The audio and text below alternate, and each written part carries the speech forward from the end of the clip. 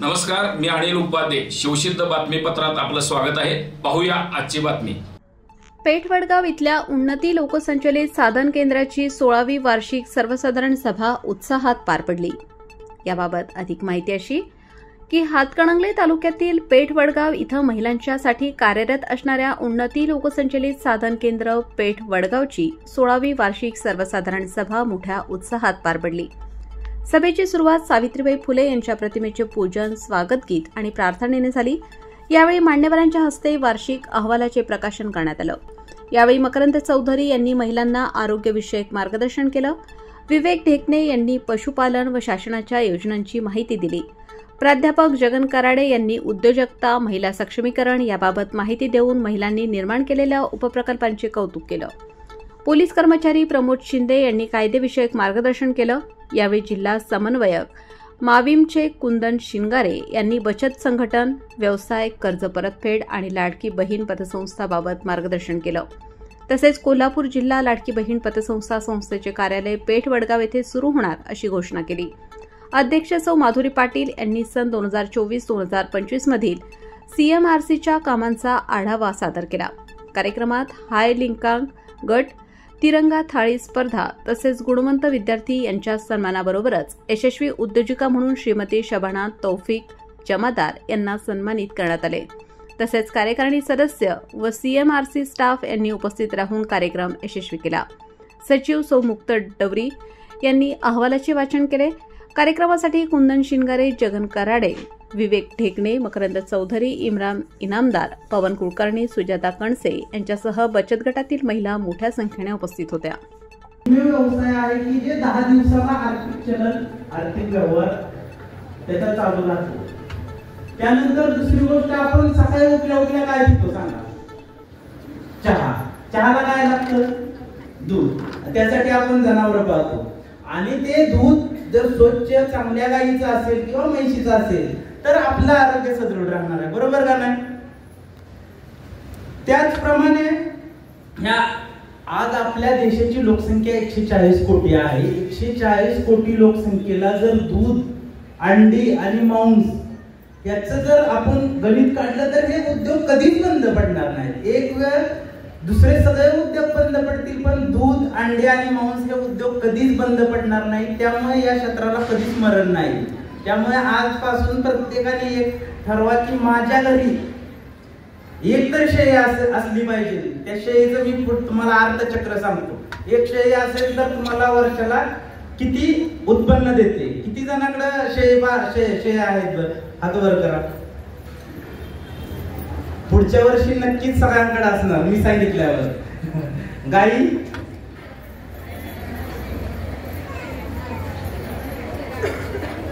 आता आपल्याला ह्या पशुपालनाचे फायदे काय? गाय असले तर आपल्याला काय भेटणार? दूध भेटणार. बरोबर. दुधाचं काय भेटणार? तूप. तुपाचं दूध, दुधाचं दही, दह्याचं तूप, जे आपण काय पंचामृत म्हणतो ना, त्यामध्ये दुधाचे 3 घटक असतात. त्यामुळे एक गाय असेल ना तर आपल्याला दूध भेटेल, दही, तूप, त्याच्यामुळे आपल्या कुटुंबाची गरजा पूर्ण होतील. त्यानंतर घरी सारवायला शेण भेटेल. आता काय सारवायची गरज नाही कुठे.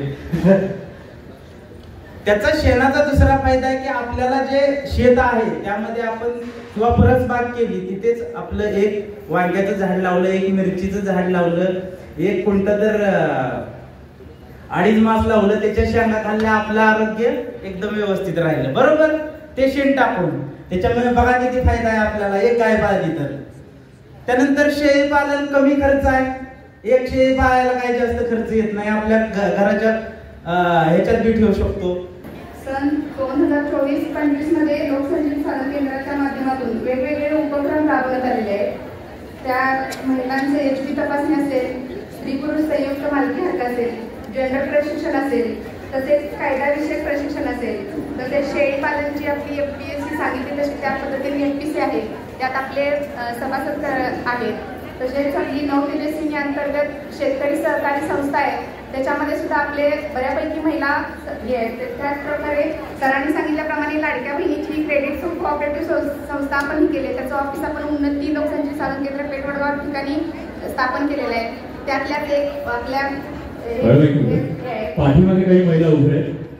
सर्वांना कळतोय की ते कार्यक्रम अजून झालेला नाही आहे. आभार प्रदर्शन होईल, त्यानंतर आपण उठायचं आहे. पुढे तरी कृपया आपण बसून घ्यावं. धन्यवाद. त्याच प्रकारे महिलांचं आरोग्य आपलं समृद्धी करण्यासाठी सकस आहार तसेच तिरंगा थाळी जे केलेलं आहे आपलं ते जे केले ते तसं महिला सक्षमी कार्यक्रम सहभागी करता पुरुषांना झेंडाचं प्रशिक्षण, परत VSPचं एक आपला हे आहे जे अति गरजू अति गरीब महिला आहे त्याच्यासाठी 15,000चं आपलं VSPचं जे फंड आहे तो आपण देतो महिलांना. त्याच प्रकारे FPC कंपनी स्थापन केलेली आहे, कृषी विज्ञान केंद्र आहे तिथे त्याच्या अंतर्गत आपण हे FPC केलेले आहे, स्थापन केलेले आहे. त्याच्यानंतर आपल्याला हे करायचं आपल्या उन्नतीसाठी आपल्याला एक स्वतःची जागा घेण्याचं एक उद्दिष्ट आहे सर आमचं. ते आम्हाला स्वतःची जागा पाहिजे उन्नतीसाठी. ते एक प्रयत्न आमचा चालू आहे, तो एक पुढील वर्षात आमचा प्रयत्न आहे ते आमची आहे. त्याच्यानंतर या सगळ्या तुमच्या महिलांचा सहभाग अतिशय महत्त्वाचा आहे. त्या ज्या कार्यक्रमाला जी शोभा आहे ती तुमच्यामुळे आलेली आहे. तुम्ही वेळ काढून आज पाऊस कारण सांगितलेलं महिलांनी पाऊस आला तर आम्ही येणार नाही, पण तुम्ही वेळ काढून जी कार्यक्रमाला उपस्थित दाखवल्या आमच्या शब्दाला मान देऊन तुम्ही इथं उपस्थित राहिला त्याबद्दल महिलांचं सगळ्यांचं स्वागत करते मी. तसंच सर्व कार्यकारी मंडळ त्यांचं पण हे करते. एकच वाक्य बोलेन की शेवटी एकच सांगावंच वाटतं, एकटी चालले तर वाट असते पण सर्वजणी मिळून चालल्या तर दिशा तयार होते. पुन्हा एकदा सर्वांना 16व्या वार्षिक सर्वसाधारण सभेच्या शुभेच्छा देते आणि मी माझे 2 शब्द थांबवते. जय हिंद जय. उन्नती लोकसंख्येचे साधन केंद्र पेटवडगाव CMRCची मी थोडी माहिती सांगणार. तुम्ही शांतपणे ऐकून घ्या अशी मी नमूद करते. उन्नती लोकसंख्येचे साधन केंद्र पेटवडगाव 2010 मध्ये स्थापन झालेले आहे. त्यामधील हातकणंगले तालुक्यातील 12 गावे आणि त्या 12 गावांमधून आपण 406 बचत गट स्थापन केलेले आहे. त्याच बचत गटातून 5,000 महिलांचं आपण संघटन देखील केलेलं आहे. गेल्या 2024-25 मध्ये 167 गटांना 7,65,00,000 इतकं कर्ज आपण महिलांना वाटप केलेलं आहे. तसेच जरी लोन मार्फत 18 महिलांना 33 लाख इतकं कर्ज उद्योग व्यवसाय वाढवण्यासाठी आपण त्यांना दिलेलं आहे. उन्नती CMRCमधून वेगवेगळ्या सेवा पुरवल्या जातात. त्यामध्ये गट निर्मिती असेल, गटाचा हिशोब असेल, गटाचे रेकॉर्ड अद्यावत करणे असेल, तसंच ग्रेडेशन असेल. त्याच बाबतीत आपण सामाजिक उपक्रम देखील घेतलेले आहेत. त्यामध्ये आरोग्य शिबिर, जेंडर प्रशिक्षण, कायद्यासाठी प्रशिक्षण, वृक्षारोपण अशा पद्धतीने आपण सामाजिक प्रशिक्षण यामध्ये घेतलेले आहे. तसेच आरोग्य शिबिर आपण 9 गावांमध्ये घेतलेले आहे. त्यामध्ये आपण थायरॉइड, CBC, शुगर, BP असं 2000 महिलांची त्यांची आरोग्य तपासणी केलेली आहे. तसेच वृक्षारोपण आपण 9 गावांमध्ये देखील घेतलेलं आहे. सामान्य उद्यम विकास हे सुद्धा आपण प्रशिक्षण घेतलेलं आहे. त्यामध्ये महिलांना विक्रीसाठी बाजारपेठ उपलब्ध करून दिलेली आहे. तसेच प्रदर्शनाद्वारे त्यांना एक बाजारपेठ उपलब्ध व्हावी यासाठी आपण त्यांना संधी देतो. त्याचबरोबर प्रोजेक्ट म्हणला तर आता आपले सध्या गारमेंट आहे, कुक्कुटपालन आहे. गारमेंटमध्ये आपण कापड पिशवी शिवलेली आहे. त्याचबरोबर आपण त्यामध्ये गणवेश सुद्धा शिवलेले आहे. कोरोना काळामध्ये आपण फ्री ऑफ कॉस्ट मास्क देखील शिवून महिलांना प्रोव्हाइड केलेलं आहे. कुक्कुटपालन म्हटलं तर त्यामध्ये आपल्याला 3 गावांमध्ये मंजूर झालेलं आहे, भादोरे, टोप आणि लाटवडे. त्यामध्ये आपण 1 दिवस एक पक्षी घेऊन 30 दिवस त्याचं संगोपन करतो आणि त्यामध्ये लसीकरण वगैरे देऊन त्याच्या चोची कट करून महिलांना 30 दिवसानंतर तो पक्षी विक्रीसाठी दिला जातो. एक तलक पक्षी म्हणून आपण त्या दृष्टीनं गावरान वगैरे असेल त्यात आपण प्रोव्हाइड केला जातो. नंतर बाहेर दुकान भाड्याने घेतले, स्टेशनरी साहित्य विक्री चालू केली. त्यातून मला चांगला फायदा झाला. माझा महिन्याला इन्कम 30,000 रुपये आहे. यावर्षी 2 महिन्यापूर्वी 2 लाख रुपये कर्ज मी SEDBI लोन घेतले. त्यामधून दुकान वाढवले. दुकानात वेगळ्यामध्ये सर्वात मोठा वाटा तो आहे मायम बचत गटाचा. या बचत गटामुळे माझी जागोजागी ओळख आहे. जागोजागी माझी निर्माण झाली आणि माझ्या व्यवसायामुळे माझ्या व्यवसायाची माहिती होत गेली. ह्या लोन मधूनच मी माझ्या दोन्ही मुलांचे शिक्षण या बचत गटामध्येच मी या दोन्ही मुलांचे शिक्षण या सेफबी लोन मधूनच करते. सुरुवातीला बांगडी ठेवायलाच जागा नव्हता. एवढा माल म्हणजे जेवढा थोडासा माल आणलेला होता की ते माल मी दुधाच्या कपाटामध्ये ठेवलेला होता. कारण की माल ठेवण्यासाठी जागा पण नाही आणि मालच एवढा नाहीये. माल बघून असं वाटायचं की किती माल आहे, किती छोटासा माल आहे. 2000 रुपये पासून माझी सुरुवात होती. शून्यातनं जसं शून्यातनं विश्व निर्माण करतात तसं 2000 पासून त्यांनी 2 लाखाची उलाढाल या बचत गटामुळे केली. घरची परिस्थिती एवढी गरीब होती की बाहेर आल्यानंतर लोकांना विचार करण्याची तर खायची काय. तरी सुद्धा माझ्या धाकट्या सासूबाईने मला म्हटलं का कुठला तरी धंदा चालू कर. त्यामुळे मी हा बांगडी व्यवसाय चालू केला.